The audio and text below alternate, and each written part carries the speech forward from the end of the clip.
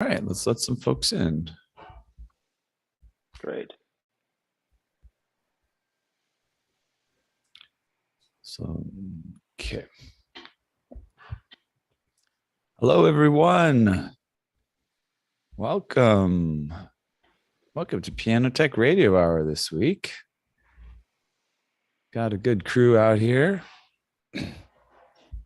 Good to see you all. Lots of fun friends and new and old.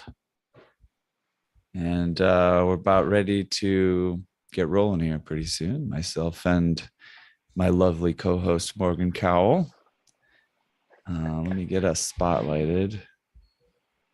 You've got to keep your rugged good looks up for the show, Morgan. Oh, okay. I can go put some sawdust on my face. We've got plenty of it on the back. Nice. We got Um, we got Patrick Drain joining us today from Boston area, if I'm not mistaken. awesome. Hey, And Patrick. a few new names, yeah. Carl Lieberman, a familiar name. Patrick's joined us a bit before, though. All right, folks. Well, I'll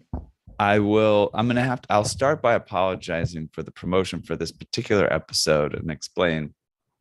So we should be able to get Ed McMorrow on our sessions here very soon.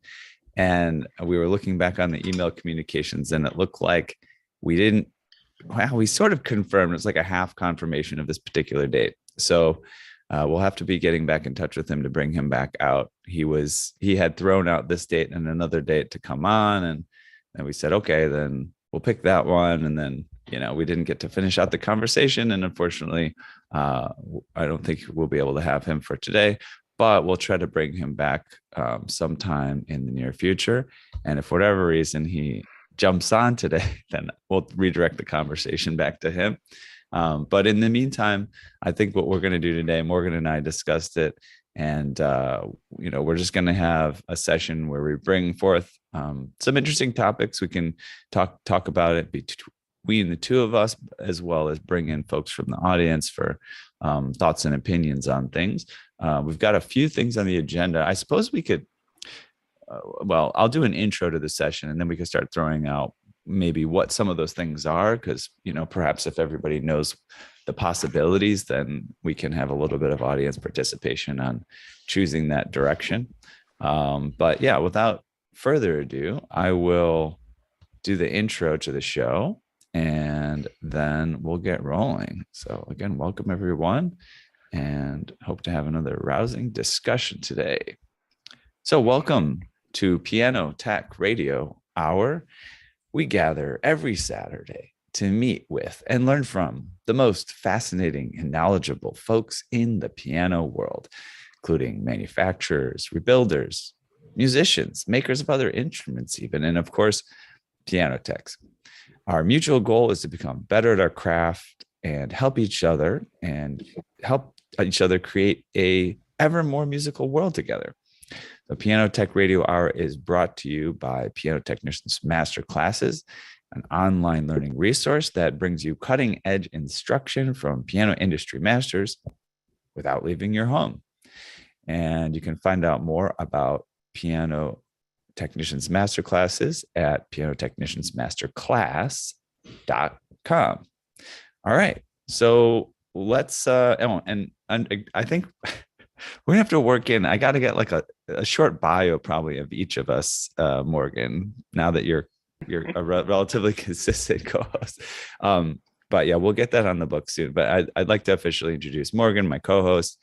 He's out there in the good old Midwest of this country, Nebraska, but he's been on the coasts as well. He's studied at North Bennett Street School.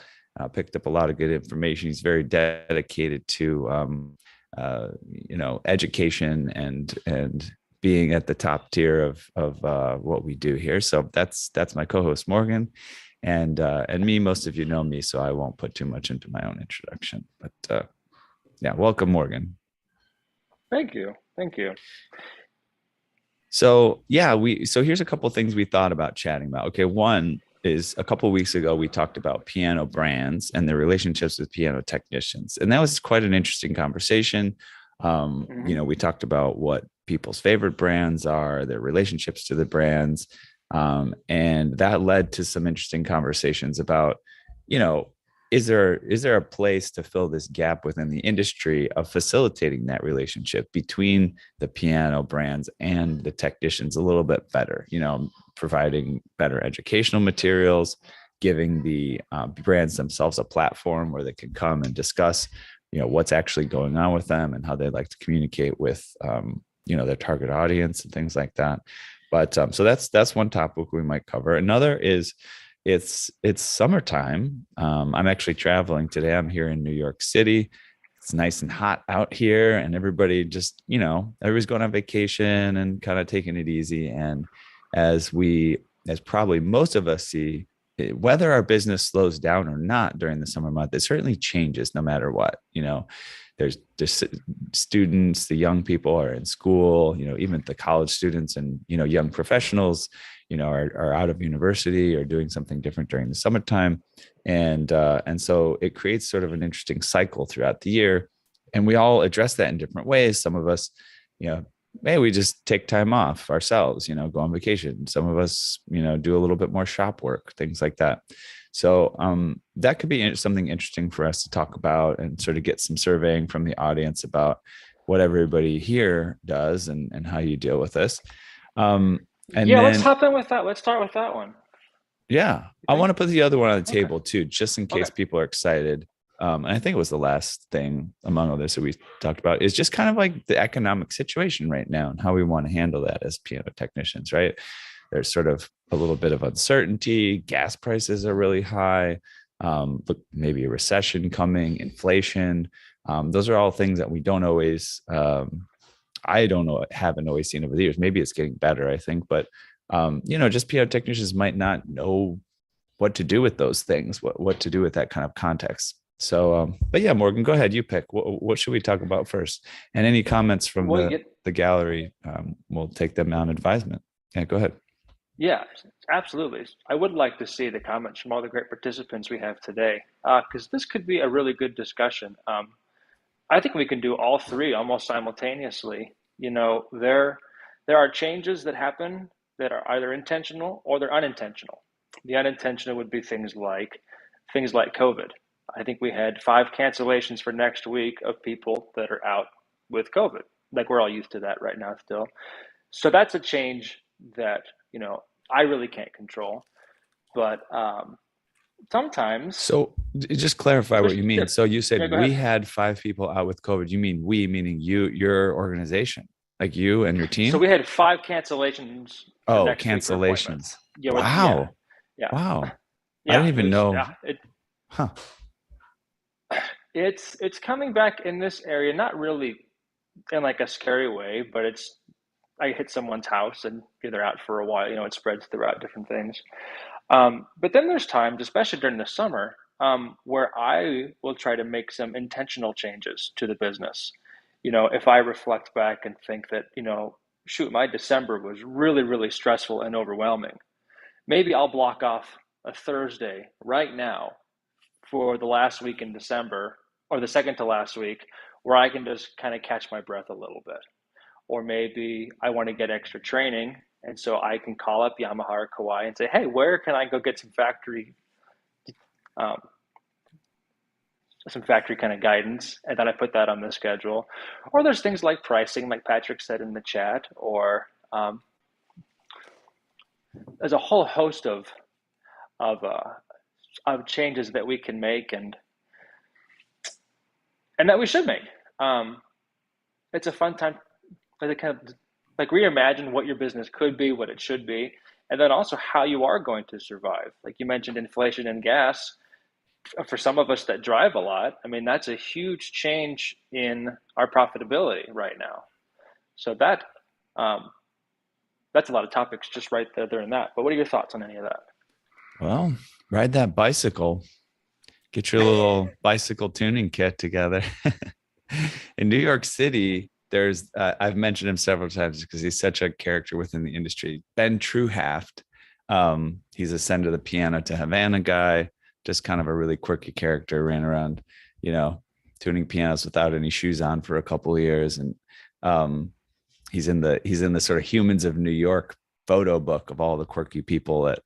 But anyways, he had a tricycle, like an adult tricycle with a basket on the back, and that was how he got around the city, tuning pianos. Wow. And hey, you definitely save money on gas and transportation costs.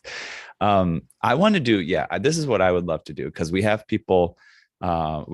plenty of people who've seen plenty of summers and seasons, and maybe even gone through different seasons of how they approach the seasons in here. So in the chat, can people say, like, so I'm thinking, September, that's what I think of when, like, so the school year starts, and May, right, is kind of when it ends. So May to September, can people share in the chat, how do you think about that time? I can give some suggestions. Shop time, vacation time,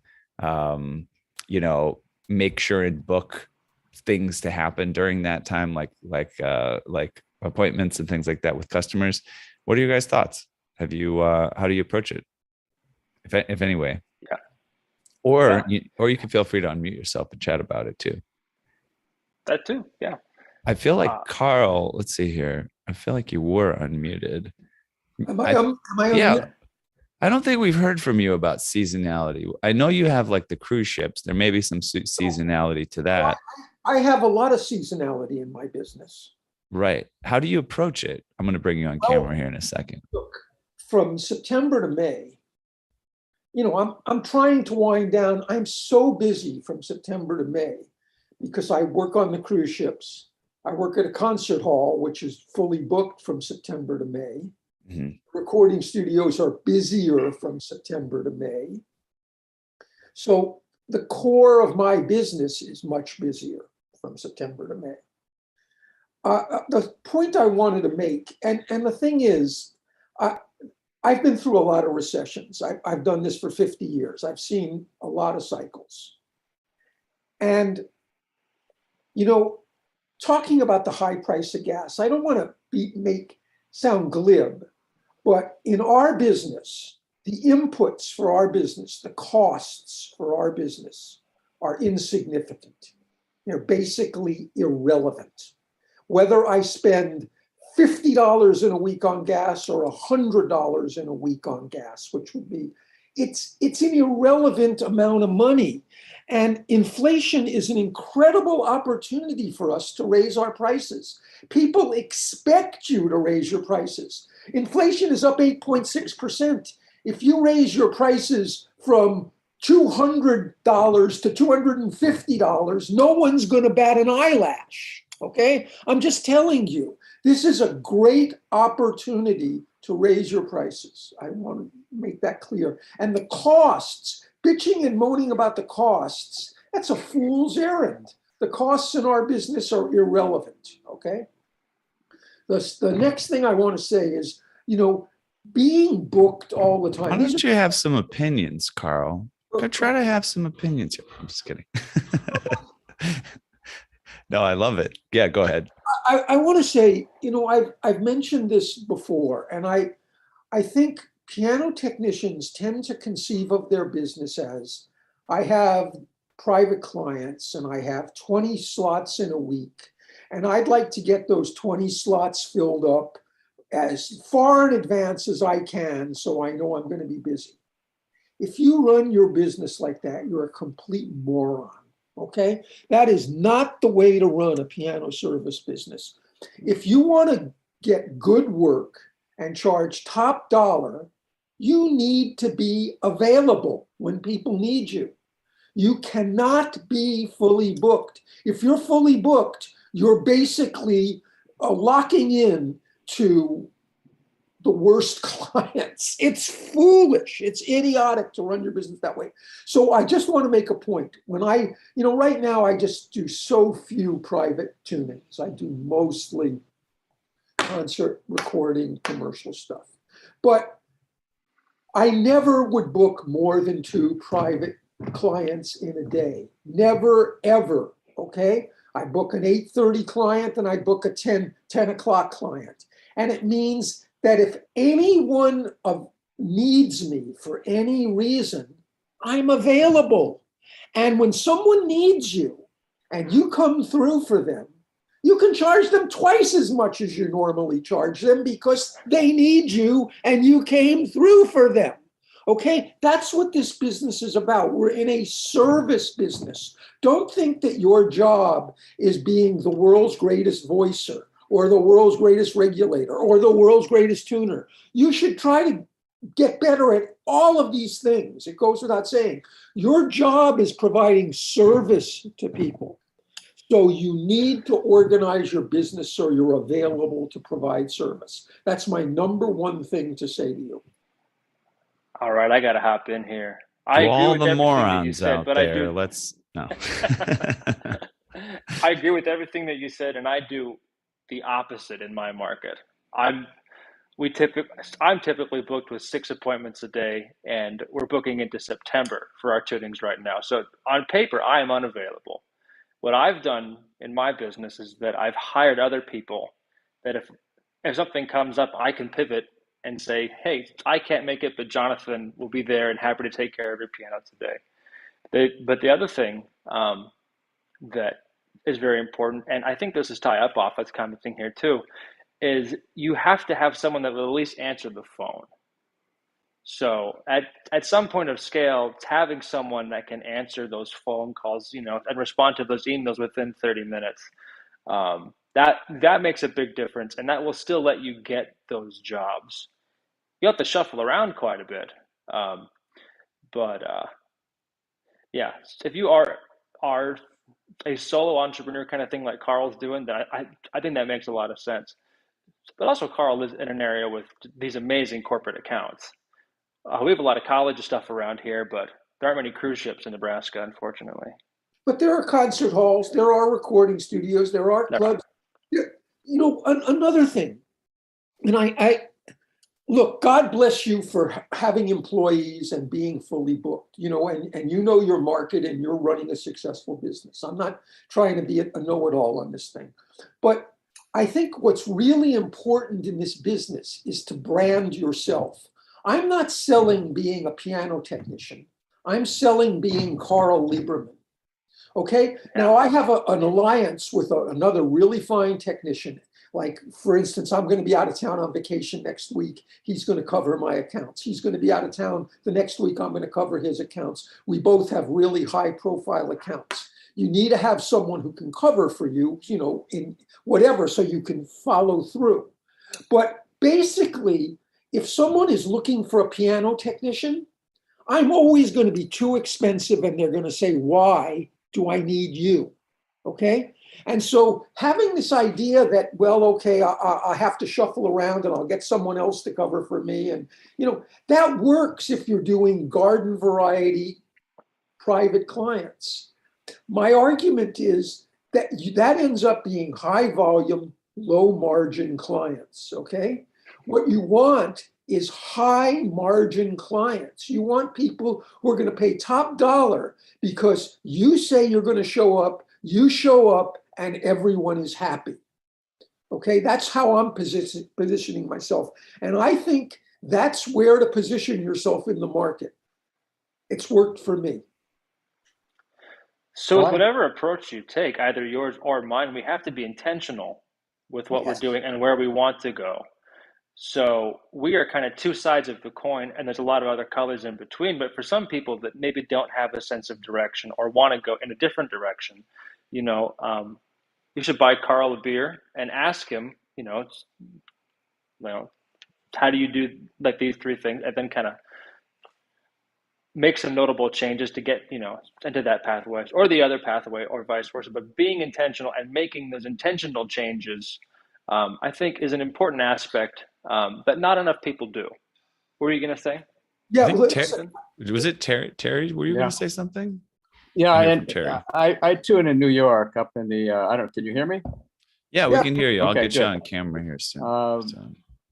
I deal with Westchester County, and as of COVID, there's been some changes here in this area, and my private clients are asking me to manage their schedules of when I can be there. So I call them and say, well, how does the piano sound? You're about ready for a tuning. So they're depending on me to schedule a bi-yearly tuning, which is a little bit different than it was before. They were calling me when they thought they needed it. And all the clients are, fully vaxxed and got their boosters. So there's really no, let's say, fear with regard to COVID. So that's been a good thing. So I've kind of split between studio tuning and private, but I can control the amount of work that I want in a given week by that. Okay, so that's a little bit of a change for me. So good to see you, Terry. I feel like we Yeah. haven't chatted in a while. yeah, Been a bit. we miss you in New York, but you're here today. So I'm that's good. actually here. Yeah, I wish I could. I'm leaving. I'm going back to Chicago today, flying. Okay. Then I'll be back to New York on Monday. Okay. So Have you got your youngster playing accordion yet? Yeah, a little bit. That's an old joke. Anyway, the other thing that has changed is that I have raised prices. Wait a second. Why is that a joke? I want to make sure I understand. Well, you had asked me to play accordion at your wedding a few years back. Okay. When you found out that I could play. Okay, But, nice. Anyway, the other thing that's changed is that I have increased prices, as a result of the gas situation. And people don't really ask me until I've finished what the fee is. So it's not like I've standardized a cost for them, and there hasn't been any complaints at all on that issue. So Very good. Yeah, I mean, I always like the example I once got. If you double your prices and you lose half your clients, then you're making the same amount of money for half the amount of work. Anyways, Carl, we cut you off now. What were you in the middle of saying? Said. I've taught a business class a number of times on this channel, but at the conventions. And one of the things I stress is exactly that, to think about the type of work that you really enjoy doing, and to intentionally think about how you can get more of that type of work, and to really, think, what is the work that I'm happiest to do? For me personally, I'm happiest in performance situations, being part of it. So I've organized myself to do that type of work. But whatever it is, if it's shop work, if it's private clients, if it's whatever it is, be intentional. Morgan is spot on this, is take responsibility. It's your business. It'll be what you make it. And the other side of this, which I've said, is the type of clients you get are the type of clients you have. When you have the clients that you like to have, whatever that may be, it generates more of those type of clients. So if you have people who you're doing high volume and whatever, they're just mediocre clients on mediocre pianos, and they tell their friends, those are the clients you're going to end up having more of. Think about what type of clients you really enjoy working on.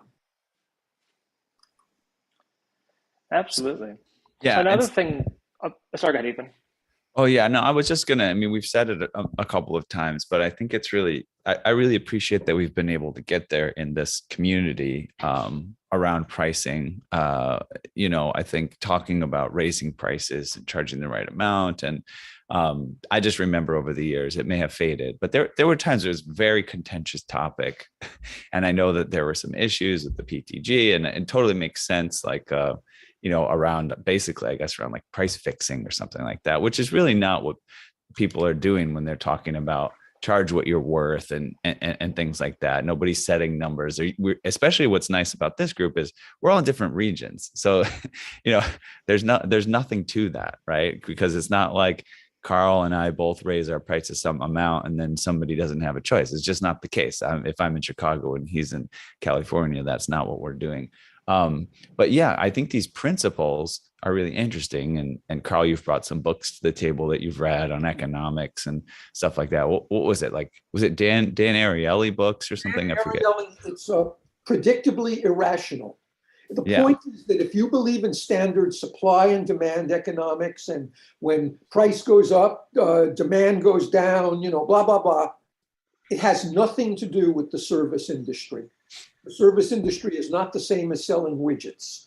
And people respond to certain cues. And if you learn what those cues are, and one of those cues is prices. The higher your prices are, the more people value your work.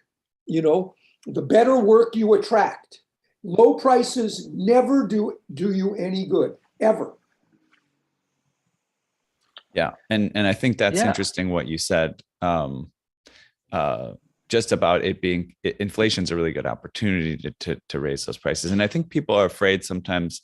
The one other point that we didn't make explicitly is when people's pocketbooks are hurting, right? Maybe they don't have as much cash flow to feel like that's the time where you're going to raise prices. And I think what's interesting about that, I have heard from some very intelligent people that actually is the time to raise your prices. And it's because, you can then actually offer a good service, right? Because there's less cash flow usually during those times. And if you're trying to just scrape the bottom of the barrel and then you're going lower and lower and lower, there's no place to go but down. And I think there was one, here's Ty. He said, recession is where developing high-end client pay off. And I think I agree with this. The top 10%, they don't sweat recessions. He said the Kimbo console for the kids taking lessons is what will fall away. But yeah, I think that makes sense. So you curate those clients exactly like you said. And hey, like you said also, Carl, you can work with whoever you want. But this idea of working with the client that just is willing to pay a bit more, they value your time, they value work, and and you've got some margin, you can afford now to put some extra time and energy into doing a good job, all these things. There's just a few more points on that. And but I mean, that having been said, I want to say the other side of it. You look at something like a service like Amazon or Walmart or whatever, and they do have a model there where they're giving you, it's literally like I go online and I go, I want this item. And I say, why would I pay 2 cents more for it on this site if I could buy it on this site and get it sooner? So there's definitely not the same as widgets. What's that? All widgets are the same if you buy it at Amazon or Walmart or you buy it at your local hardware store. Services are unique. Well, I'll just say this. There is a crowd of people, and again, maybe we don't want to work with them, that see a piano tuning kind of like, I don't know, like an oil change, or right, even an oil change is a service, but it feels more like this kind of packaged thing that you just, you get one or you don't. It's kind of like a quantum item with a, that you just need to find your price on and then book it. What I said is you're branding yourself as you, not as a piano technician.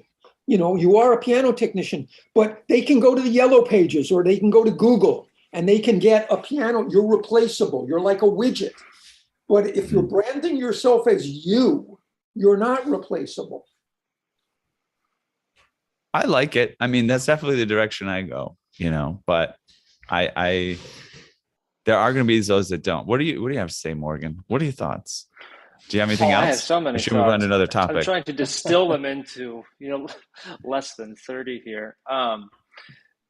When you raise your prices, and not if, it's when, know where that's going to impact your numbers, right?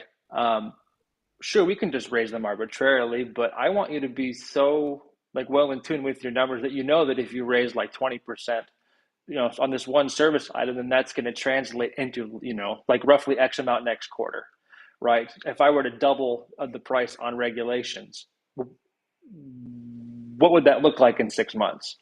Those are the questions that I think a lot of us don't necessarily get to that fine point of understanding. But we need to, because maybe you charge double for piano cleanings, right? Or maybe you charge less if they're not booking. In regards to brand, I agree with Carl. The brand doesn't necessarily have to be your name, but whatever company you are that you work for, yes, the brand, that's what they're looking for. That's what they're hoping for. And you can't do that without a very good website unless you have, just lots of credibility within one area. I would, though, like to pivot slightly into expanding your current offerings into other ones.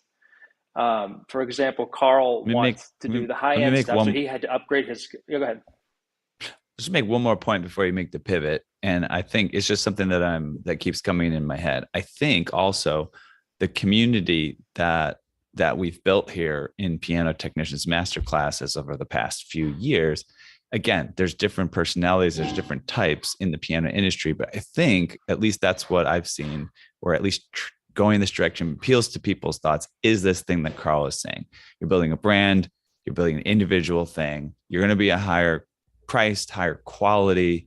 It's going to be, you're going to be the cream of the crop kind of thing. And that's what we're going for here. And there's other models, but anyways, I just wanted to make that point. I think that model is, I think, what we advocate here. And I think we've done a good job of curating a community around that. But Absolutely. I just, want to add that. What's that? Yeah. It was David Anderson's pitch. Exactly. Yeah. Go ahead, Morgan. Yeah. Adding services. Well, I just think back to when COVID first hit, and all of my school contracts called me and said, "Hey, we're done for the semester. We hope to call you in the fall. Click." And I had 150 cancellations in 3 days. I mean, all of my revenue totally dried up. And so I had to pivot to a lot more rebuilding, and now I'm drowning in it. But even things like regulation, I've always been doing regulations. I think last year, maybe I did 10, and we'll do 7 this month. So it's ways to pivot, it's ways to expand. What can you do? How quickly can you do it? Where do you get the skills for that? It's almost like your investment account, right? Like, you don't want to have all your money tied up in gold, or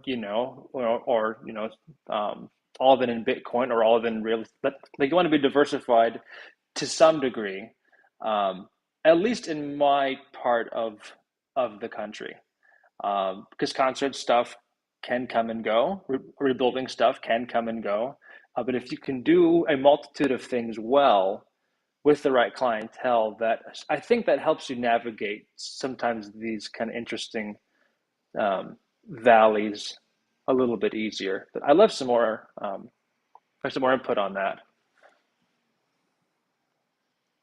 Anybody have a different summertime habit?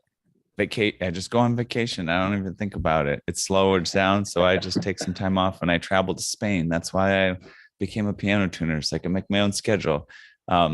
Anybody there? I mean, I feel like I've been there at times. I don't always stress out about just being constantly on and constantly making income and things like that. There's so, I love I can go I remember I traveled to New Orleans once, and I think I mentioned this a couple of times, and I found this Airbnb where they had a piano, and I traded my piano tuning for my stay there, and just kind of like enjoy the flexibility that this career offers, instead of making it into like a 9-to-5 job, that a lot of us, I think, we're trying to avoid. I don't know if anybody else is doing stuff like that.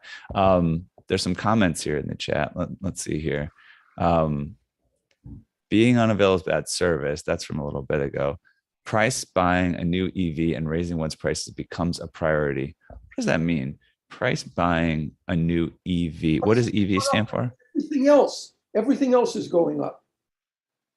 Okay. Right. Got it. Probably electric vehicle and all this stuff. Yes.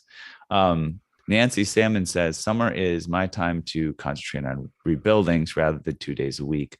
August is devoted to institutional work, getting schools and universities ready for the fall semester. Yeah. So August precedes September. It can be a on-ramp to the school season. Go ahead, Carl. I just want to say one thing. Like Morgan said, concert works come and go. And sometimes it's there, sometimes. That's not true. And that's not the way to think about things. This is a relationship business, like all businesses are, in essence. If you work for a concert hall, or you work for a recording studio, or you work for Yamaha Artist Services, or you work for institutions, okay? When you build a relationship with that institution, they're only going to call you. You're their person who does this job. It's not like, oh, sometimes the concert hall calls and sometimes they don't. You want to cultivate accounts where you have a relationship with the person who needs the service and you're their person who does the service. That's what I'm talking about with commercial accounts.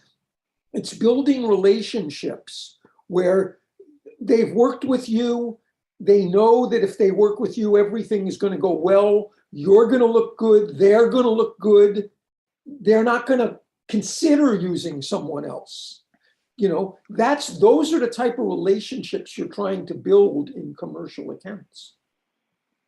Yeah, I totally agree. I think the point I was making is that just because of things that we can't control, sometimes the volume will change. For example, the concert venue that I was at last week, which is why I couldn't be on the show last week, finally began doing outdoor things again. And they hadn't done it for almost a year and a half, only because the companies or the artists wouldn't tour, right? They didn't want to make that financial investment. So like the relationship was still there with those venues. It's just the work didn't come in. So, but I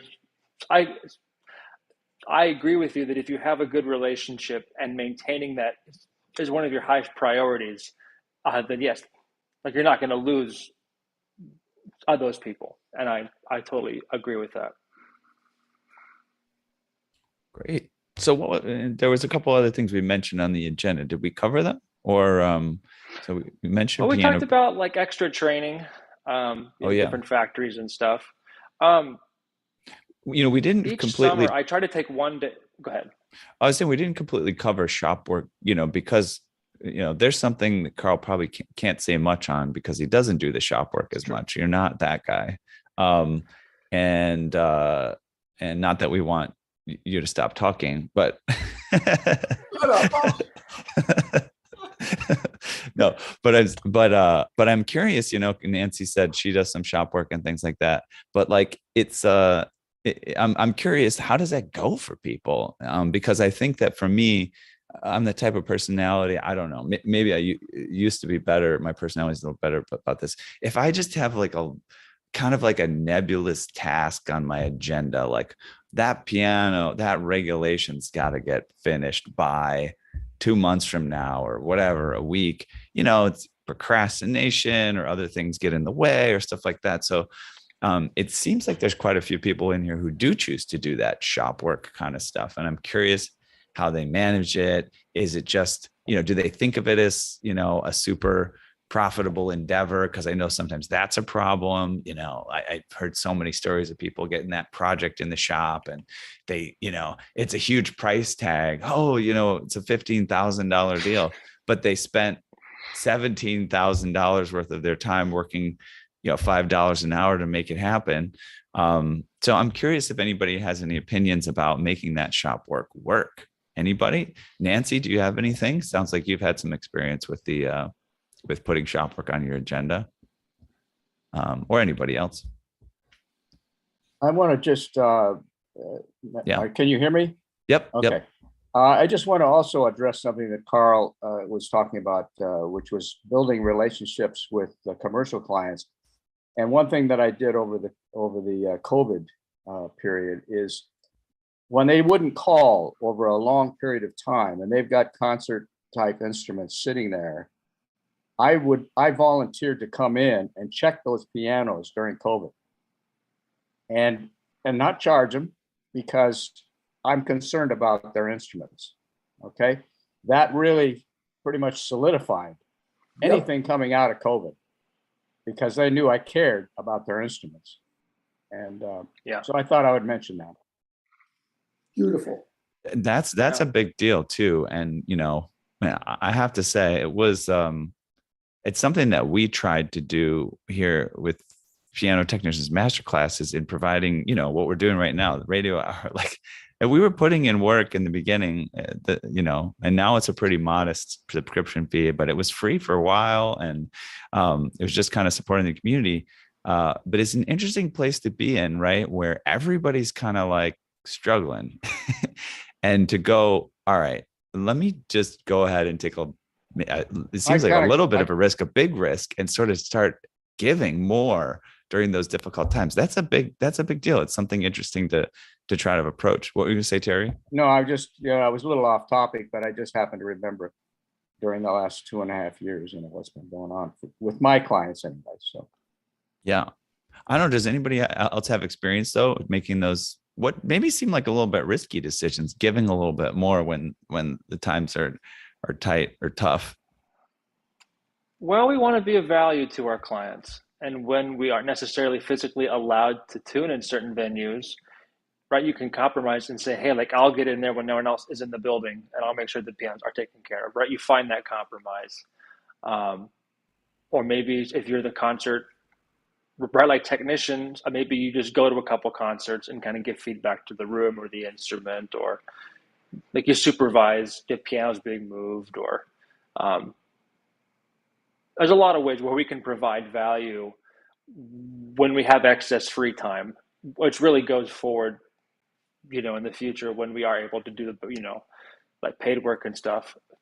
I'm not seeing any comments about Shopwork quite yet, so I'll chime in shortly, only because I'm looking at half of the 23 projects we have here. I just counted in my head. We have 23 ongoing projects right now. And you are absolutely right, Ethan. You get the check in and you go, yes, this will be exciting. And you wind up losing money in the end. So the summertime, it's a good time to look at your processes and figure out, am I being very efficient with what I have, right? Like, would it make sense if I bought this one tool so that I could do this, 20 times faster? How long would that take to pay off, break even?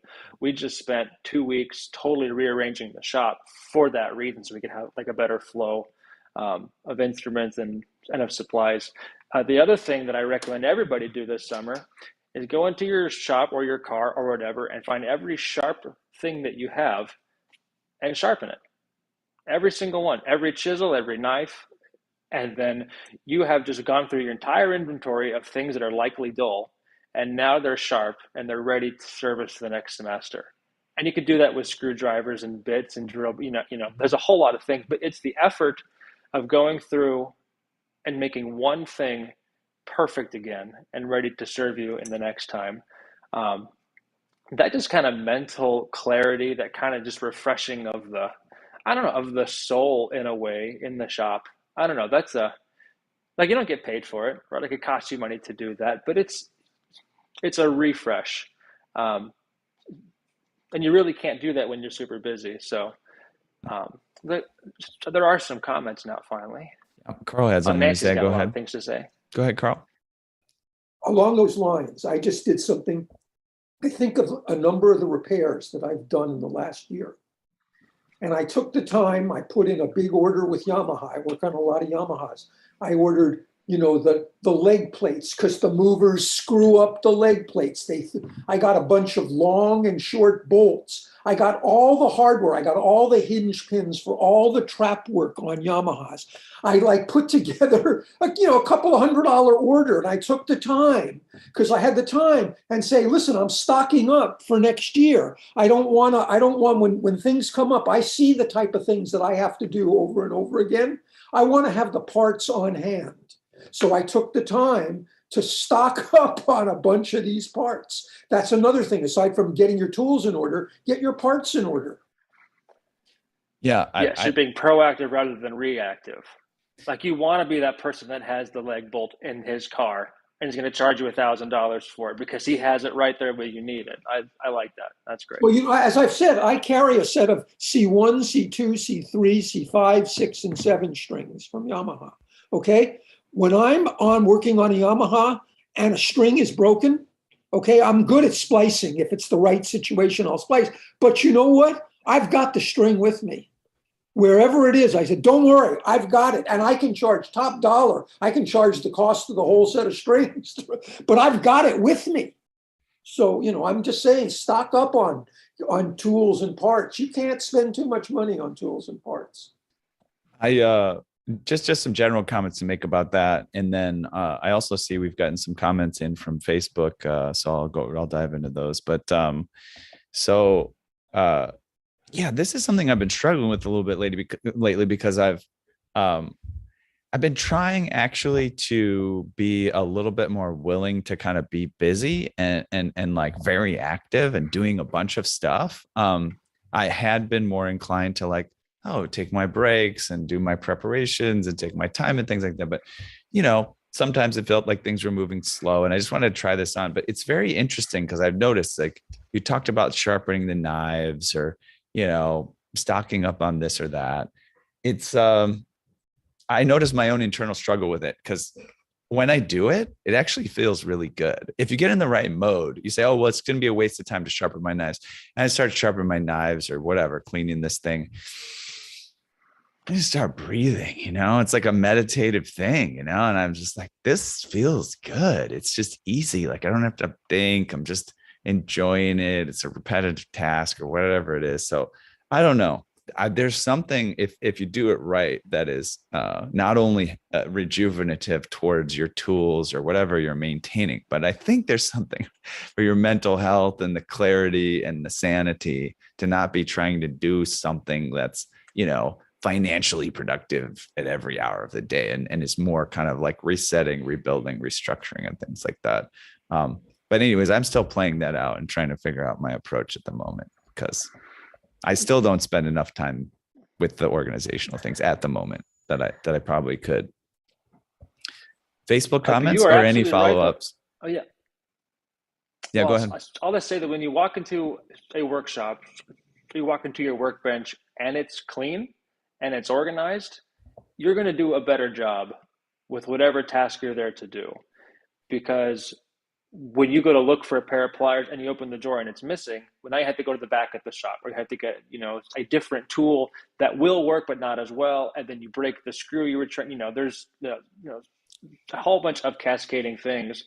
But when it's organized, when it's set up, when there's good light, and you need to go cut that piece of felt, and your knife that you haven't touched in 3 months is scary sharp because you did it over the summer and you make that perfect cut. That's a satisfying thing. It's that's the kind of euphoric side of this business and the shop side, and the rebuilding that not a whole lot of other people get to have, or at least not as satisfactorily. Yeah, I'm sure that plumbers have a lot of fun putting in pipes, but we get to put in grand piano hammers and make them look pretty. That's a little bit different in my book. Sure. Yeah, I remember where I first started to have the doubts on the organizational things is when I was doing my PhD, and our lab changed. We changed the labs that way we were in, and we had to then connect all these cables. We were doing these experiments with birds on their songs, and we had to put all this recording equipment into the boxes that the birds were living in, and connect them to these computers that were collecting data and all this stuff. And man, I was just saddened by the spaghetti of cables that everybody was willing to put to the walls. And I was like, guys, could we just take a minute and just pause and like make a plan for how these cables are going to get through the walls, and it's going to be organized and And everybody was just like running around like chickens with their heads cut off, like just making it happen. There was like a paper that needed to be published, this and that. But I struggled with it because everybody else did not agree with me. You know what I mean? And my PhD advisor was, published in Science and Nature, some of the biggest journals in the world, So I don't know how to approach it. To each their own. Everybody's got their own approach. But I do enjoy that refreshing feeling of having things be organized. Let me go to the Restream chat here, the Facebook chat. So Jim Rickson, I just realized, has been patiently commenting this whole time and being like, "Does anybody hear me?" So he said, let's see, vacation time definitely happens in summer in Florida. Business does dip because Florida is very seasonal, but not hugely. And he said it's essential for him to have an office person.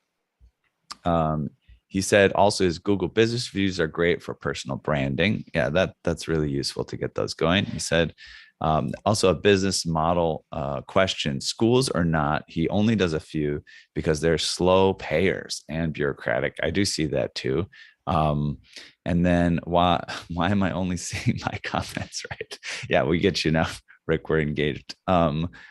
He's also working on repertoire. This goes a long way to selling your brand. That's interesting, like practicing piano. Yeah, very cool. Thanks for participating, Jim, in this. The one thing that is interesting that I'll mention here that we've worked out in our business is there's only a couple of types of clients that can request an invoice. Everybody else, you pay before the technician leaves, and we write that into our confirmation emails. Hey, this is how the thing works. We get there, you pay us before we leave. Because it's always a headache when some individual who's like a home-based client, they're not some sort of organization or something like that, says, yeah, just invoice me. And it's always going to be a problem. Or maybe this, I don't know if this happens in your guys' areas, but in New York, you have somebody, they have got like a housekeeper or something at home, and they let you in. And that's that. And then you've tuned their piano, and then the housekeeper's like, I don't know. And then you leave, and then it takes like 3 weeks to get the payment. So we have a policy. It's just like, I don't leave until I get my check. And the only folks that can do that invoicing are the schools, and not even a bar, right? It's got to be like a school or just a couple types of institutions. What do you have to say, Carl? Look, I learned this when I started 50 years ago. The first thing you need to do is save up enough money so that you're not on the edge. As they always say, you got to have 6 months worth of expenses. I invoice people all the time. I'm easy to work with. The number of people who have stiffed me in the course of 50 years, you can count on one hand. It's very, very low, okay? The idea that I have to wait 3 or 4 weeks in order to get paid, big deal. I mean, come on. As long as you get paid, if you're sitting there going, I did this job, I need this check, I got to go shopping this week, you're doing something completely wrong, okay? We're having to wait 30 days or 60 days to get your money, so what? As long as you get paid. Well, I don't mind the wait necessarily. For me, it's the having to have it be an open loop, right? And I think having a secretary or something like that to follow up on it, that's great if you do have that. But especially just as an independent piano technician, if on top of, doing your tunings, I mean, it could be there's been literally cases, not something recent, because I think we have it under better control, where it's like, oh, like that person should have paid me a year ago, and now I have to it's weird to write an email to say to somebody, hey, we have an outstanding invoice from last September. Sooner than a year. What's that? You should have followed up sooner than a year. Well, but yeah, the should have means you have to pay attention to it, right? And it's like running a business, the number one thing I pay attention to is money coming in. That's the highest priority to me. I never let money that I'm owed slip through the cracks. That never slips through the cracks. Well, that's why I think the best approach is just to tell them to pay you when the service is done. Of course I want, listen. Then you have to think about it. Week, I don't only have rich clients. Someone said, listen, I won't be able to have the money until July 15th. I'm managing my thing. Maybe we should wait until then. I said, no, I'm available now. I've got the time. Just post date the check. So now I had to wait. Who cares? Are you easy to work with? I'm with Carl. I don't care. I've gotten a lot of contracts actually because the previous person stood at the office going, where's my check? Where's my check? Where's my check? Whereas I just email the secretary, here's this, you have 30 days. You can take it to the church treasury. You can have it on file. Nothing's rushed. And then at the bottom of the invoice, I can put hey, we need a regulation next year. And it's much more likely that kind of stuff gets booked because you have that relationship. There's no pressure, vice versa. But with Ethan's point, you do have to stay on top of things because I have forgotten about invoices. And I won't admit on camera how much money that has been, but it's been a lot. And if it's, over, 90 days or so, I just eat it. And I think that I need to do better on myself. So I agree with both of you. Who is that? I agree with both of you. But who is that? if it's my fault, like, okay, so if I went to a church and I did a basic tuning and I forgot to invoice them for 120 days, I'm not going to do that to them. I probably should, and they probably wouldn't care, but that just shows me being unorganized. I'd rather like keep my professional status and then just make a note to do it next time. But that's just me. We're all different. I'm also in the Midwest here too, so like the billing, the charging, it's all a little bit different. You I'm know, in the I get blank Vimo world. checks a lot. Yeah, I get blank checks all the time, and they say Yeah. write whatever, you know. So it's a little bit different around here, I think. What do you got, Carl? Listen, part of your fees is not just doing your job. I spend at least an hour every day. I'm a sole practitioner on office work. In other words, keeping track of my accounts receivable, invoicing people, keeping my parts and my tools up to date, running my business. I spend at least an hour every day. When I'm efficient, I'm good at it, but it takes time. It takes a bunch of time to do all of this sort of stuff. And that's part of what you're charging for. You need a budget time to run your business. Yeah, Hire somebody, Carl. I think, well, Carl has done his business how he's going to do it. I don't know that he's going to change it at this point, but I agree. I like the model of having someone else do that part of it. And if I focus on something, even though, like, again, it could be enjoyable, this meditative time where I'm just looking through my numbers and stuff. But, we're going to wrap up here soon because the hour's almost over. But I think the thing that I've come across is I do like the idea of hiring folks. It is sometimes hard to find that right person at the right price, and they know what they're doing and they keep track of it, but it is possible.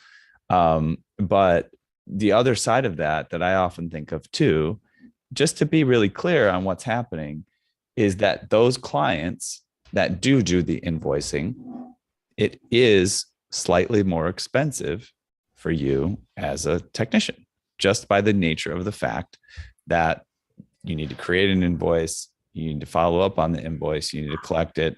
It creates more work. And I don't know, I just think it's useful to notice that and just take that into account. I don't know that you necessarily charge more to those people or whatever, but the more back and forth there is on a thing, it's important to realize that adds to the cost. And I think the thing that I've noticed is the client never realizes that. They never realize that they add to your costs by, delaying on paying an invoice or asking for some special document or whatever for their organization or whatever it is. And I think any way that we can very politely and in a way that is to everybody's best interest, point out these things that we do that add value to the equation for folks, and I think the simplest way we brought this up before is like, if I fix your pedal at the appointment, I say, hey, look, I just want to show you, I just did a little pedal adjustment. Let's take a look at that. And by the way, that's no charge, right?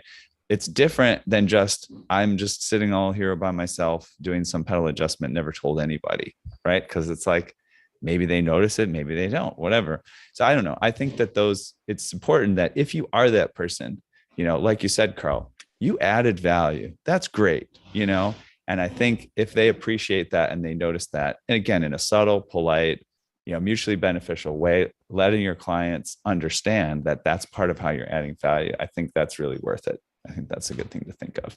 So any other final words, folks, before we sign off from this session? Yeah, just one thing from last week's session. Yeah. On the Fazioli. Yeah. Okay. There was something I noticed that wasn't brought up, and that is that the plate screws are all set between strings so you can make those adjustments without having to move strings. So that was good. Anyway. Very cool. Thanks for sharing that, Terry. And it's good to have you in. Have you found them loose, Terry, on the Faziolis? Oh, you're muted now, Terry. Now we can't hear what you're saying. I've never worked on a Fazioli, but I noticed that, as a technician, that is, and I have adjusted on other pianos, those bolts. But so when I saw that picture, and I noticed that right away. But no. Right. Yeah. I mean, it's just nice when we get taken into account, no matter what. Yeah, cool. All right. Well, I thought it was a pretty great session. Ed McMorrow, you missed out today. That's okay. We had a little bit of a mismatch in communication. We'll get you on later. But yeah, Carl, thanks for bringing the strong opinions and the rousing conversation. And Terry, thanks for jumping in. And Morgan, thanks for being here, everybody. So yeah, it's been another great session. Let me see. Let's do our official outro here. So, and that is, we've reached the end of another musical journey here at Piano Tech Radio. Our thanks to everyone here who joined us today. As always, we're brought to you by Piano Technicians Masterclass, cutting edge instruction from piano industry masters without leaving your home.